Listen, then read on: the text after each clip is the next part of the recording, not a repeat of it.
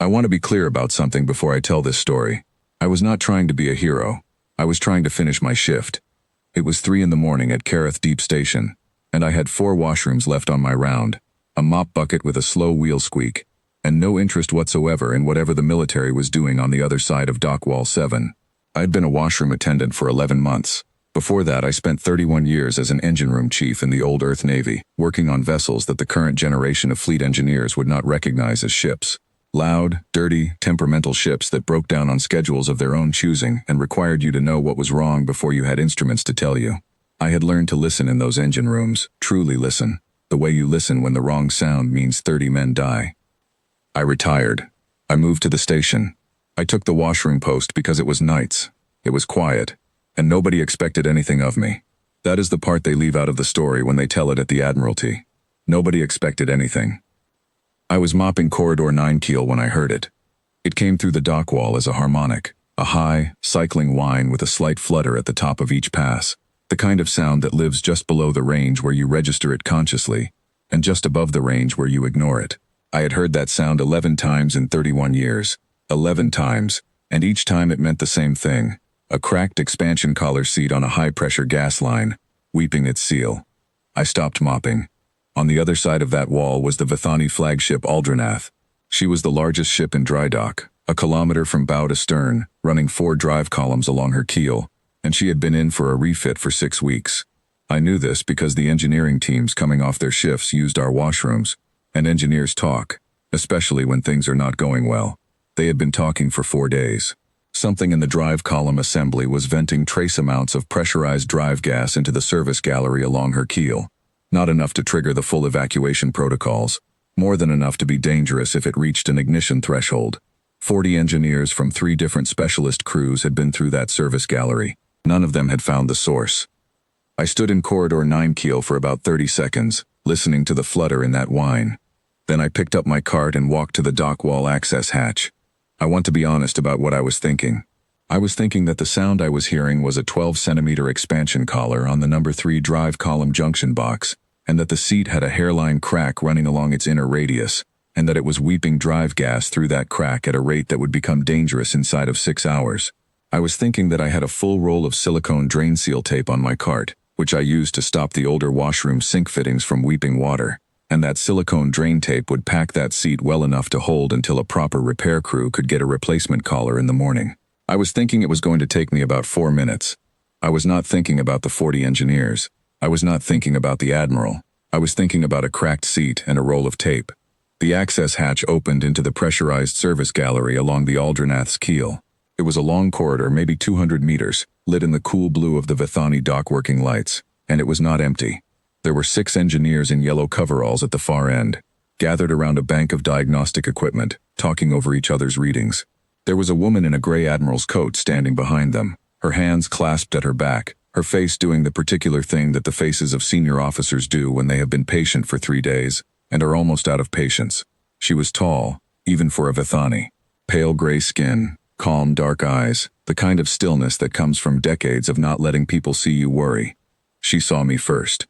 I was wearing the station washroom attendant's uniform, dark green trousers, dark green jacket, station badge on the chest, mop handle across my cart. I imagine I was not what she was expecting.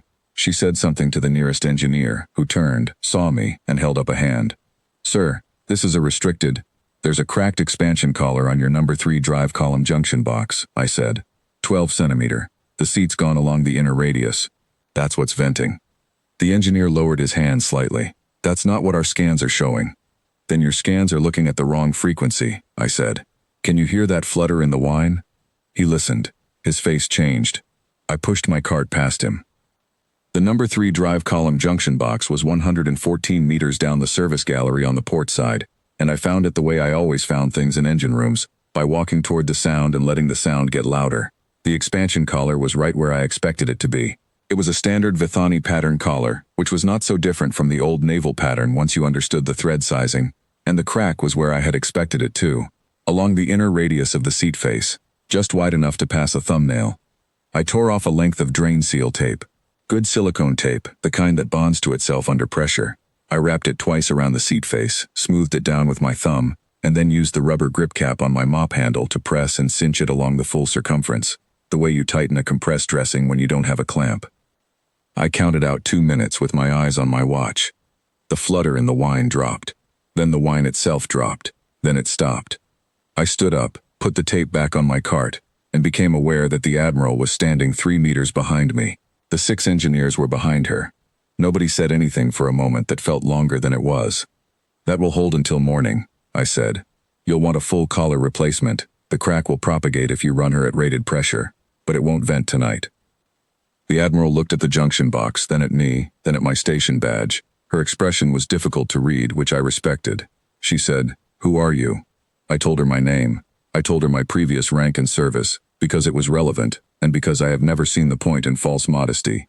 I told her I was now the overnight attendant for the station washroom facilities on levels 7 through 9. She was quiet for a moment. Then she said, "I would like to offer you a position, fleet engineering, with full reinstatement of your previous commission grade. The Aldranath needs." "Thank you," I said. "No."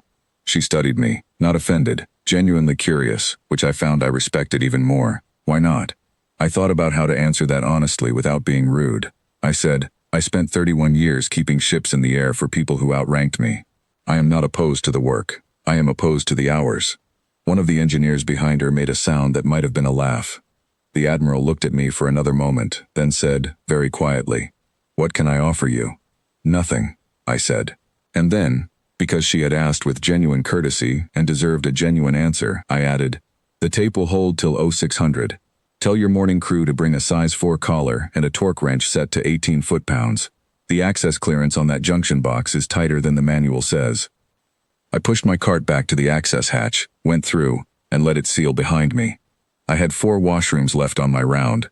The hand towel dispensers in 9 keel were down to their last 2 rolls, which I had been meaning to address since 2 in the morning. I addressed them. I finished my shift at 0430, signed out at the desk, and went home to sleep. The Aldranath launched on schedule at 0900. I heard the dock bay announcement while I was eating breakfast. I did not go to watch. There is a thing that happens in engine rooms when you have been in them long enough. The ship stops being a collection of systems and starts being a voice, and you learn to hear what it is saying before it finishes saying it. That is not a skill they teach in the academies. It is a skill you earn on the floor, with your hands on things, for years and years, until it is part of you. It does not leave when the rank does. I mopped corridor 9 keel the following night. The sound through the dock wall was gone. The Aldranath's berth was empty, and the blue dock lights were off, and the corridor was quiet. I put my earbuds in and listened to the station hum, and thought that it sounded fine.